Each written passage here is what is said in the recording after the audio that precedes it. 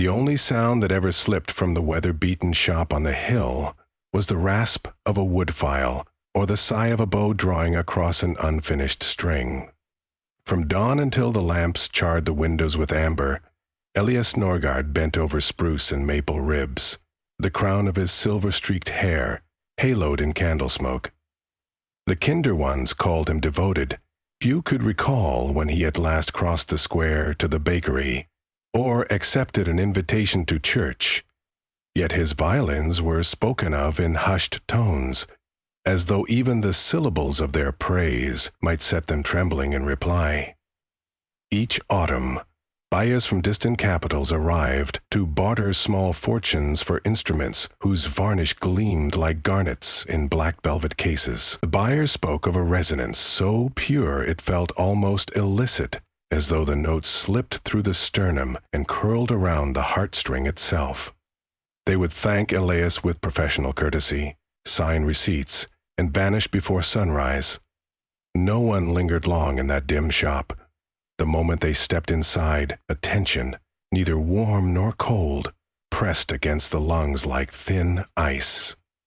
Elias himself understood that pressure better than anyone. He had felt it for nearly a decade, since the day he lost his wife, Astrid. She had passed, unexpectedly and gently, after a fever that seemed harmless until the final evening, when her breaths came shallow and far apart. When the undertaker carried her away, Elias retreated behind shuttered windows and set to work on a violin he would never sell. It was smaller, almost childlike in proportion, carved from wood they had chosen together on a summer outing by the fjord, and when it was done he drew the bow and heard stitched between the tremulous overtones Astrid's laughter. The sound was not mere memory.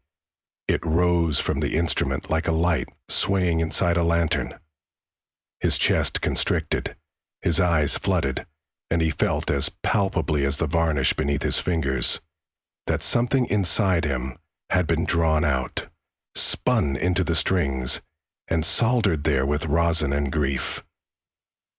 He collapsed over the workbench when the last note fell quiet, half believing his heart had followed the melody into the hollowed wood. The next morning, when he set out new billets of spruce, he discovered the pressure had lessened. Grief still rang, but the center of it was no longer within him. It was hanging on the peg beside Astrid's violin, humming like a trapped moth. That was the beginning. Year after year he produced instruments of surpassing quality, each one leaving his shop with a sliver of himself tethered inside. At first he thought it a price worth paying. If music could hold sorrow at arm's length, why shouldn't he pour more into it? Loneliness, anger, guilt over being the one left alive. He became so deft at separating emotions from their roots that his own spirit felt almost weightless, like a coat hung on a nail. The rare times he ventured outside, people whispered that he looked transparent, but they assumed it was the lamplight or his habit of skipping meals. Elias knew better. He was leaking. Then, during the winter market, something changed. A traveling quartet played one of his instruments in the square. Snow drifted through the gaslights as the first violin took up a lively folk reel, bright enough to set feet tapping in theory, yet no one danced. Faces turned pale, murmurs choked off mid-breath. A baker named Runa Falk dropped the breadbasket she'd been carrying and covered her ears as though the music were a scream. "What's wrong?" demanded her husband, but she would not answer. Her eyes had gone glassy. 3 days later, Runa Falk slid on an icy step, struck her temple on the cobblestones, and died, before anyone could fetch the doctor. Normally, such a tragedy would have been fodder for simple sorrow and gossip, but the hush that followed Runa's funeral was threaded with suspicion. Those who had been in the square swore that during the quartet's performance, they'd heard, buried under the brisk fiddle steps, the rhythmic clicking of ceramic dishes shattering, an echo of the basket's fall before it ever occurred. They remembered turning to Runa in confusion when no plates were anywhere near her, yet the sound had rung clear as church bells. One coincidence, people decided, was no pattern. Still Still, fewer than usual attended the quartet's second recital at the pub that weekend, and those who did crept out midway, unsteady and ashen.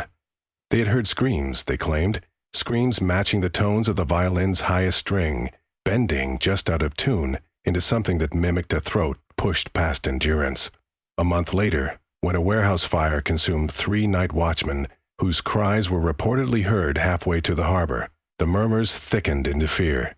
By early spring, locals began referring to that particular violin as the Jotun fiddle, the giant's fiddle, because it seemed to stride beyond human borders. Elias learned of the rumors only when a constable arrived at his door, hat in hand but eyes flinty. "Master Norgard," he said, lingering on the step rather than cross the threshold. "Folks are uneasy. They'd like to know whether your instruments conceal anything unusual." Elias bristled. "Unusual? They say the music foretells calamity, that while a tune is played, each listener hears a different warning. That is impossible," Elias replied. Yet the constable's words lodged inside him with a dreadful familiarity.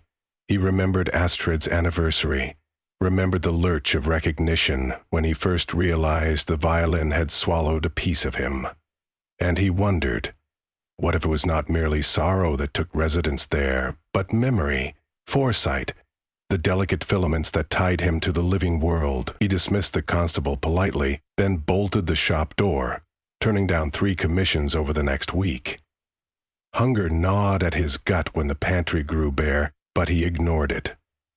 His life's craft had become a question clawing down his spine. What exactly do my violins say to those who listen? He did not dare test Astrid's violin. Some things were sacred. Instead, he chose a recent build, one whose varnish had not yet cured. He tightened the pegs, rosined the bow, and drew the horsehair across the open A. The note bloomed warm, sweet. He listened. Nothing lurked beyond the normal swirl of harmonics. He tried a minor scale. Still nothing. Yet as he raised the instrument to attempt a waltz, a whisper skimmed the inside of his skull. Mine dust, white feathers on black river, limbs slack and drifting. He stopped. The bow quivered in his hand. The whisper had not come through his ears but inside the blood itself, as though his bones were reed pipes. He swallowed hard and tried again, this time playing a slow pavané. The melody glided, austere and sorrowful. Beneath it, the whisper strengthened. Elias recognized the voice. It was his. But the words were not memories. They were possibilities, flickers of scenes yet unwoven. The images were distorted, and each seemed to hum toward a final sensation. Coldness rising up from water, lungs gasping one last time. His own death, he realized. It had been foretold to him by the violin he himself had made.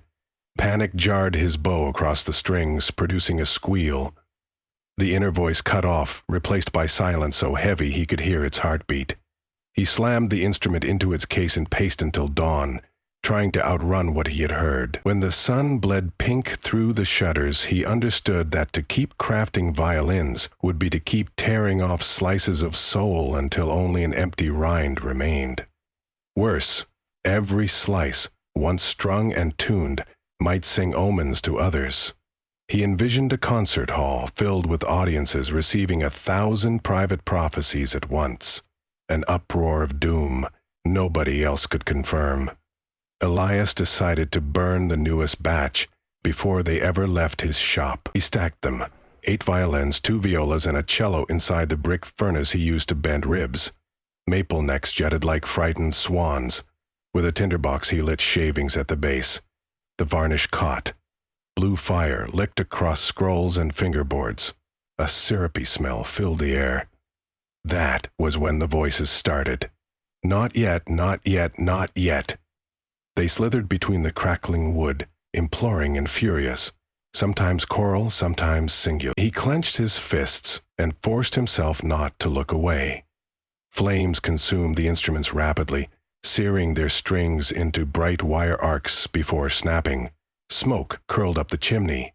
The last thing to blacken was a cluster of ribs clinging to the cello's belly, shaped like a hollowed heart. When the furnace cooled, he sifted through ashes to confirm no recognizable fragment remained. Only then did he unlock the door and inhale the night air, trembling. But horror does not obey the laws of containment. Next morning, the butcher's apprentice came racing up the hill, hair wild. "Master Norgod," the boy panted. "My brother Lucas, he heard something." Elias braced himself. "Heard what?" "A violin. But we were in the alley, there was no musician. It sounded from the gutters." And Lucas stopped, went pale. He said it told him he'd bleed to death under falling glass. The apprentice's voice cracked. "This noon a shelving pain burst at the glaziers. It cut his arm bad. Doctor's sewing him now. Town says it's your fault." Elias's heart hammered. He had destroyed the violins. How could their voices still echo? Then he realized, even ashes may carry a song if the soul shards remain unscattered. He had only concentrated their power. Perhaps the wind lifted a cinder. Perhaps a droplet of varnish survived. It didn't matter. Prophecy once birthed, spawned like spores. He needed guidance from someone unafraid of unearthly matters. That meant the widow Solberg, keeper of village lore, who lived in a mossy cottage near the churchyard. She had midwefed half the town and washed the dead for burial. If anyone understood the exchange rate between spirit and flesh, it was she. Elias approached her door at dusk. She was expecting him. "Come," she said before he knocked, her cataract eyes fixed on his face. "I smelled burning spruce," he explained haltingly. Astrid's death, the soul-splitting, the tragic violin, the flames. The widow listened without blinking. "When a craftsman loves too fiercely," she said finally, "his work can become a second body. Yours grew hungry. You fed it with pieces of yourself. Now it wants the rest." "But the prophecies," Elias pleaded. "They're harming others, not me alone." "What lives inside your violins feeds on fear," she replied. "It howls like wind through cracks in the world. Give people a warning of their end, and fear ferments. The creature drinks." "Creature?" "Call it longing, call it loneliness, call it grief sharper than pine resin, all the same. It has your face, Master Maker, and only you can hush it." "How?" The widow opened a wooden box beside the fire. Inside lay a lute so old its soundboard had yellowed to ivory parchment. "This lute," she said, "belonged to my mother's mother. It has known cradle songs and funeral dirges, but it was never fed a soul. You must teach your violins to listen to it. Let its emptiness swallow the fragments you shed. But be warned, the exchange may take what's left of you. Balance must close." Elias carried the lute back to his shop beneath a sky rough with stars. He set it on the bench, surrounded by the surviving instruments he could not bear to burn. Amati-style bodies gleaming in lamplight. He tuned the lute.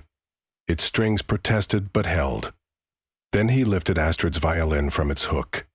Its varnish still smelled faintly of rosemary turpentine. He spoke aloud, voice raw. "I tried to keep you close," he told no one and everyone. "But I damaged the world in doing so. I will make it right." Bow poised, he began to play the violin's opening waltz, the one that had first revealed Astrid's laughter. It poured out now, tinged with mourning. After 8 bars, he set down the bow and answered with the lute, plucking a chord progression, simple as salt water. He wove violin and lute together in a counterpoint, reflecting grief and emptiness, trading places. As the music swelled, a chill crawled over his scalp. Shadows pooled in corners, drawn to the resonance. The silent violins on the wall began to hum, subtle at first, then more boldly, each adding its trapped voice to the communal chord. The workshop vibrated. Dust motes gyrated like embers. He kept playing. His fingertips split. Blood streaked the strings, darkly luminous in candlelight. He felt strength siphoning out, sinews slackening. Not pain, but a fading of borders. Memories rose. Astrith smiling through steam from a kettle, the scent of apple skins drying on a rack, the clink of matching teacups.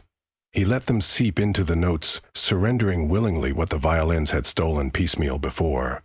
The lute, hungry for emptiness, swallowed everything offered. Its soundboard glowed faintly, as though moonlit from within. With every new phrase the other instruments quieted, their prophecy spent. At last, even Astrid's violin lay mute, its strings slackening by microtones until they buzzed like wasps and then fell silent. Elias lowered the bow.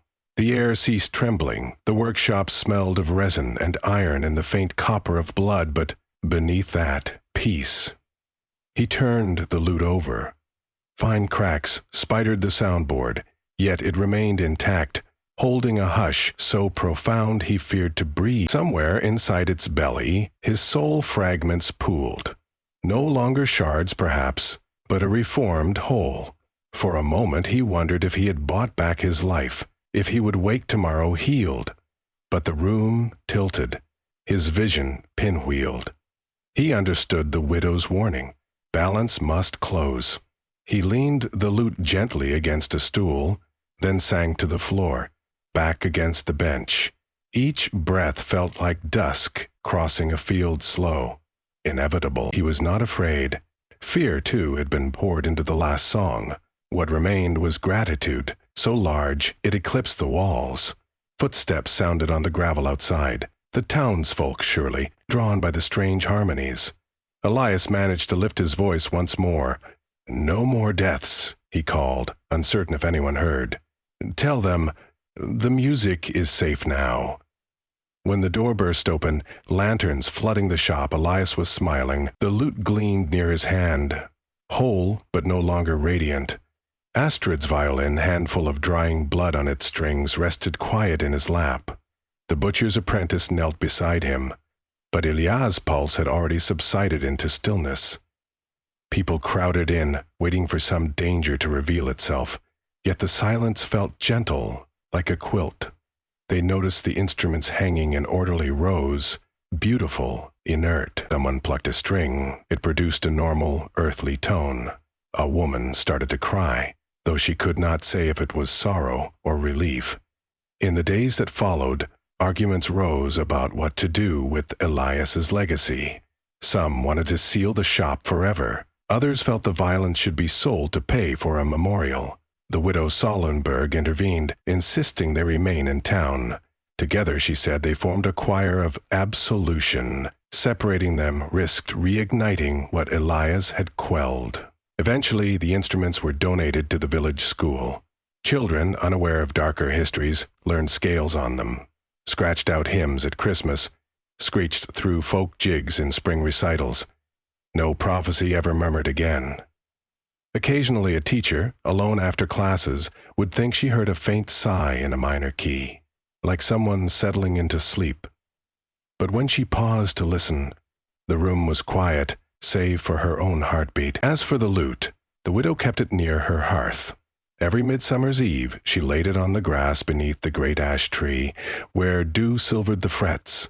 She claimed that if you pressed an ear close, you might catch a waltz twined with laughter, distant as starlight, yet utterly free.